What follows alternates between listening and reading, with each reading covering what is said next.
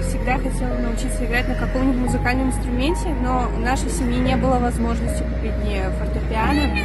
И в прошлом году мама нашла курсы игры на гитаре, и я решила попробовать.